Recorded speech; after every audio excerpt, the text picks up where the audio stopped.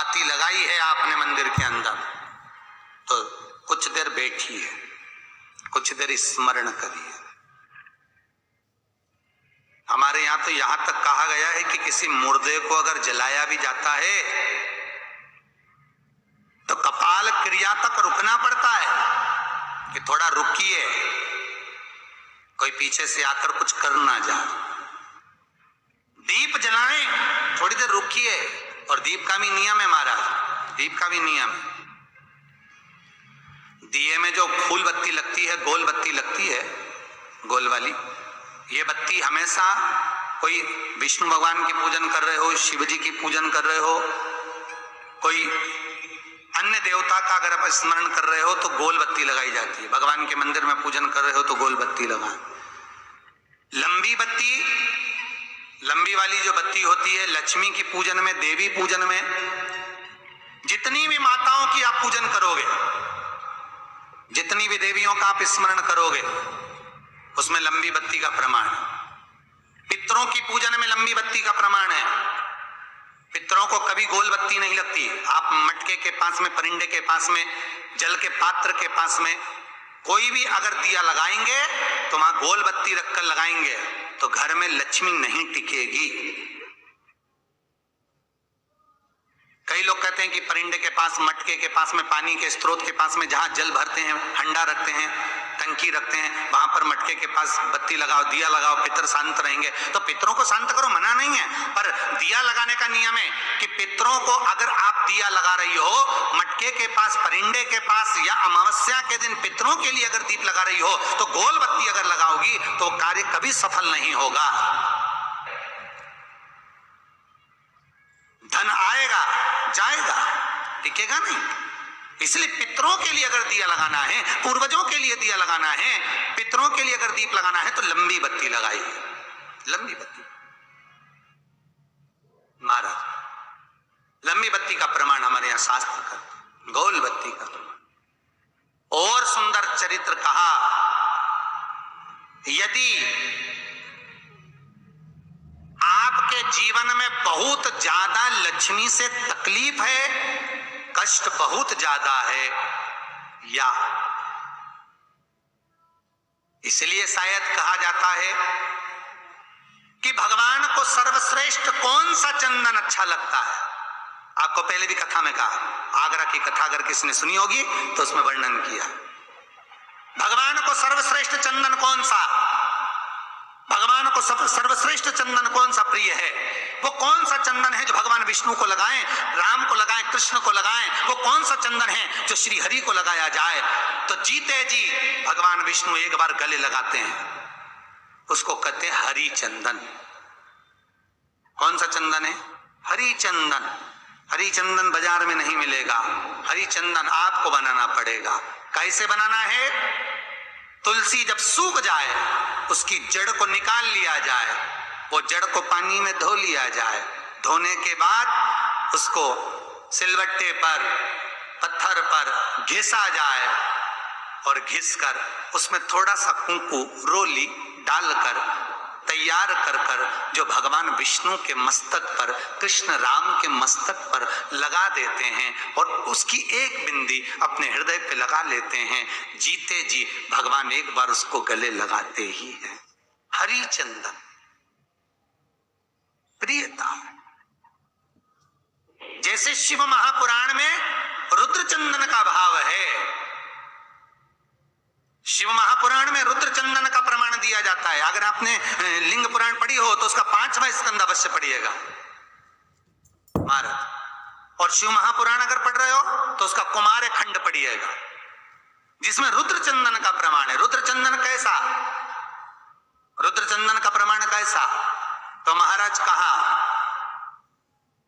चंदन घिसकर, पीला चंदन घिसकर उस चंदन को 3 मुखी रुद्राक्ष पर लपेट लिया जाता। 3 मुखी रुद्राक्ष पर उस चंदन को लपेटा जाता। लपेटोगे उसके बाद उसको ऐसा गोल करोगे तो एकदम चिकना हो जाए, एकदम चिकना, ठीक है, एकदम चिकना हो जाए। और उस चंदन को आप शिवरात्रि के दिन, और कोई से भी महीने की शिवरात्रि, किसी भी महीने की हो, सब फलदायी लड़ाई होती है। अगर आप पंचांग में देखेंगे तो शिवरात्रि लिखी हुई आती है, हर महीने शिवरात्रि पड़ती है। किसी भी महीने की शिवरात्रि पर रुद्र चंदन अर्थात जो चंदन का आपने 3 मुखी रुद्राक्ष में लेपन करा है, उसका गोला बनाया है, वो चंदन अच्छा मोटा मोटा कर लेना, अच्छा बढ़िया है, ऐसा नहीं कि थोड़ा बहुत ही लगा, पूरा रुद्राक्ष दिखना नहीं चाहिए, पूरा लपेट कर उसको शंकर के शिवलिंग पर ले जाकर रख दीजिए और फिर धीरे धीरे शंकर भगवान का जल अभिषेक करना प्रारंभ कर दीजिए। वो चंदन पूरा धीरे धीरे शंकर के शिवलिंग पर डलना चाहिए। शंकर के मूल मंत्र श्री शिवाय नमस्तुभ्यम का जाप करिए। यह कहलाता है रुद्र चंदन। इस चंदन के अभिषेक से महाराज जो काम नहीं होता आप कर कर उस कार्य को प्राप्त कर सकते हो, सिद्ध कर सकते हो। रुद्र चंदन, हरि चंदन, रुद्र चंदन, ये वो चंदन है जो जीवन का सुख प्रदान करने वाले, हरि तत्व देने। मंगल है, राहु है, केतु है, दशा बेकार चल रही है, लक्ष्मी नहीं आ रही, कष्ट बहुत है, फैक्ट्रियां नहीं चल रही, कहीं मत जाओ, मेरे शिव की शरण में जाकर एक बार शिव महापुराण को पूरी सुनो। शास्त्र के हटकर कुछ नहीं बोलेंगे, जो शास्त्र सम्मत है स्कंद पुराण में, विष्णु पुराण में, नर्मदा पुराण में, लिंग पुराण में, शिव महापुराण में, भविष्य पुराण में जितनी जितनी बातें लिखी होती है उसको छाट छाट कर लेकर आते हैं, आपको बता देते हैं कि आप ये कर लो, उससे फायदा मिल जाएगा। कोई ज्योतिषी नहीं, कोई कुछ नहीं, बस केवल भजन करो, शंकर का अनुमोदन करो और विश्वास रखो शंकर पर, तो किसी को 1 रुपया देने की जरूरत नहीं पड़ेगी। भजन करो, विश्वास शंकर पर रखना, जन्म मरण और परण वो देगा, सुख वो देगा, समृद्धि वो देगा।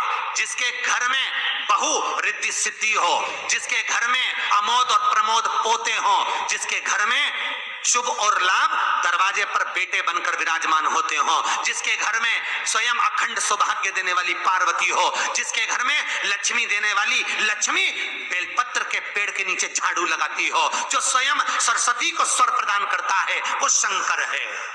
जब सब कुछ उसके पास में है, कुबेर का खजाना वो चोर को दे देता है, जब सर्वस्वता उसके पास है, तो आप इधर उधर डोलते क्यों हो? क्यों डोलो? उस पर विश्वास रखो। वो शंभु, वो शंकर, वो त्रिकालदर्शी, वो कैलाशी, वो अविनाशी सुख देगा, आनंद देगा। पाने का तरीका केवल उसको रिझाओ। जो मंदिर आपसे दूर हो, जिस मंदिर में कोई नहीं जाता, जिस मंदिर में कोई दिया तक नहीं लगाता, उस मंदिर में तुम जाओ और उस मंदिर में एक दिन जाकर प्रकाश कर कर आना, एक बार दिया जला कर आना, मंदिर की सफाई करी आना, शंकर जी पे जल चढ़ाकर उनको स्नान कराकर कोई पत्ती पेड़ पौधे की पास में तोड़ के चढ़ाए आना। 2-4 बार कर कर देखना कितना शांति, कितना धीरज, कितना आनंद, कितनी समृद्धि, कितनी लक्ष्मी मिलती है।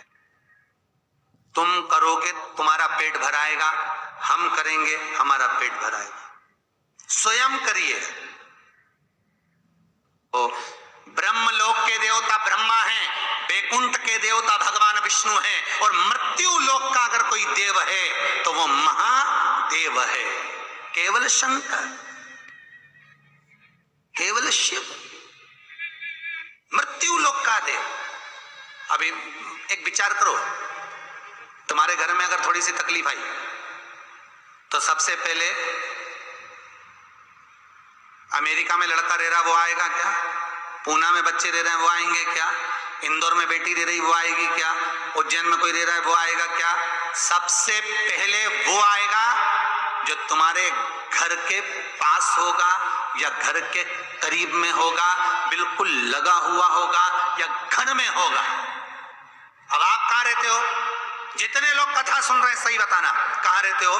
पृथ्वी पर, मृत्यु लोक में रहते हो। और पुकार किसको रहे हो? ब्रह्मलोक में।